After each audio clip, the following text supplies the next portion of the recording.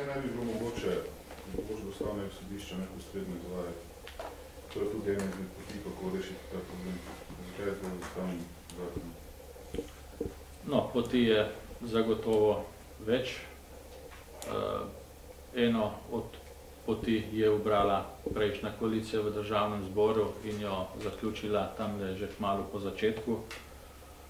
Menimo, da je ustavni zakon prava odločitev, kajti ni dopustno, ni sprejemljivo, da bi vsakokratna koalicija v vsakem mandatu odnos do nekega temeljnega vprašanja iz slovenske osamosvojitve spreminjala pač na tak ali drugačen način.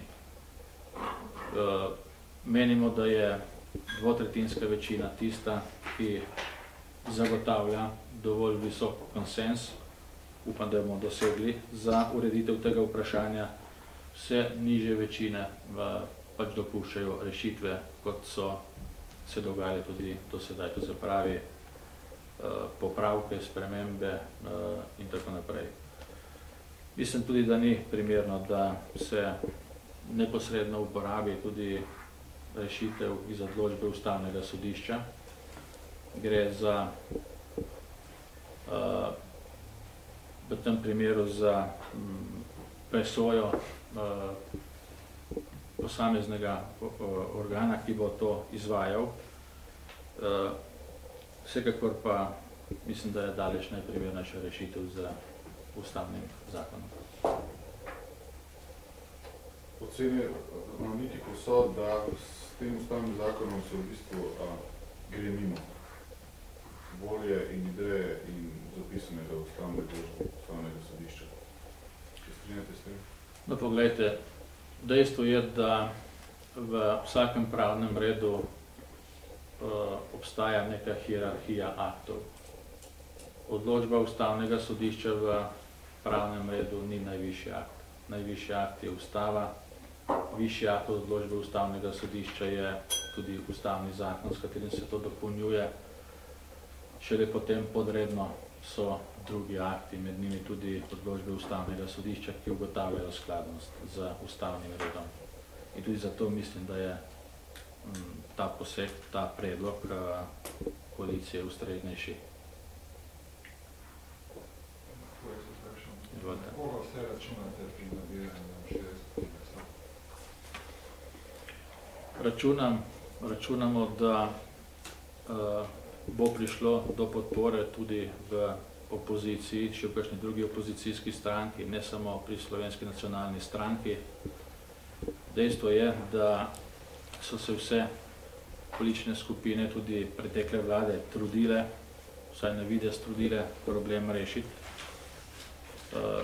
Nažalost jim ni uspelo in v tem trenutku imamo na mizi dejansko samo ustavni zakon. In če imajo stranke ambicijo, da se ta problem reši z ustreznim soglasjem, to pa zagotovo je boljše, da je dvotretjinsko soglasje kot klasično preglasovanje, potem ocenjujem, da je bilo smiselno, da podprejo ta ponujen predlog.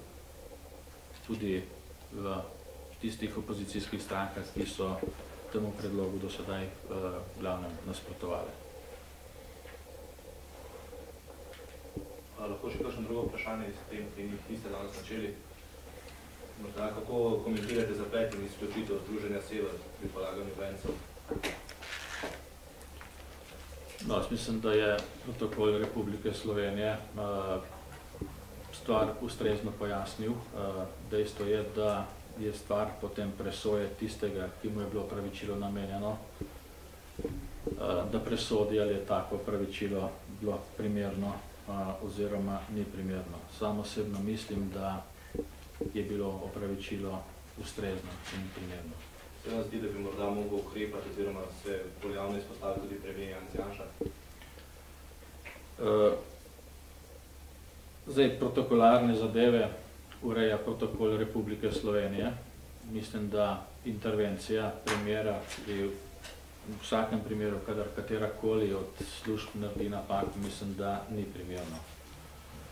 Vsekakor pa je zagotovo predsednik vlade tisti, ki je tudi veteran in ga zagotovo ta spodrsljaj tudi zadeva. Še eno vprašanje glede inflacije. Kakšen je morda komentar vaše stranke? Inflacija v tem mesecu je bila zelo visoka, letna inflacija prav tako. No, inflacija je problem tudi drugod po Evropi, tudi v ostalih državah Evropske unije je zaznati precejšen porast inflacije. Dejstvo je, da je v razvitih državah Evropske unije struktura košarice nekoliko drugačna kot pri nas. Pri nas imajo nekatere cene, recimo cene derivatov ali pa cene prehrane, drugačen ponder, kot ga imajo recimo v Nemčiji, Avstriji ali kje drugje. In tudi zaradi tega so nekatere spremembe ali pa inflacijske rasti pri nas višje, kot so sicer v drugih državah Evropske unije.